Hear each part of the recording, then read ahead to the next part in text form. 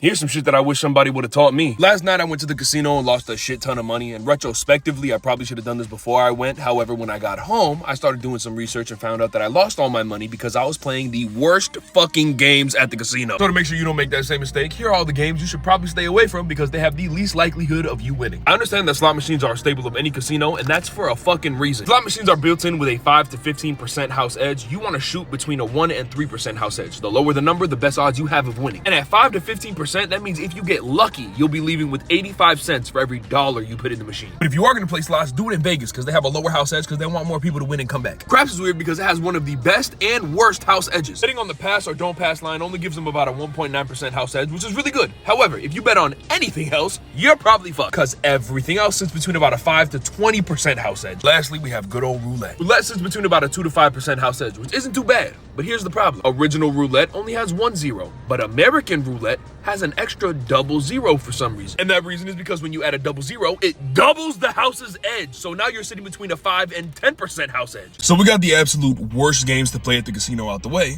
Now, here are the best, at least in terms of mathematical odds. Would you look at that? They're all card games.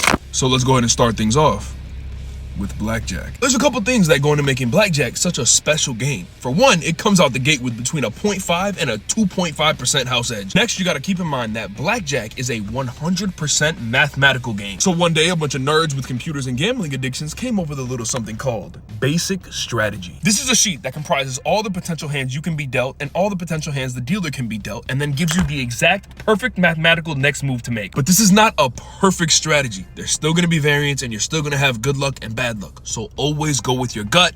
This will just help you make sure you don't make any stupid fucking moves. Which leads me into my last point, which is the fact that this is one of the only games where you can ask the dealer what you should do next. And based off the perfect strategy table, they have to tell you the correct next move you should make every single time. Next up, we have Baccarat, which is like blackjack, but instead of trying to hit 21, you're trying to hit 9. And this has between a 1.9 and 1.24% house edge. The only reason it's even that high is because all casinos take a 5% commission on any winnings that you win playing banker. Otherwise, they would have under a 0.5% house edge and they would lose way too much fucking money. And lastly, the game with the lowest house edge and the highest odds of you winning some money is video poker. These machines come stock with a 0.5% house edge, and if you can find the right machine with the highest payouts and you play max bet while also playing perfect basic strategy poker, you can get that to as low as a -76 to a -5% house edge. And the casinos are fully aware of this, but they're also aware that 99.69% of people will never even look at this game, much less know how to play it perfectly to a T.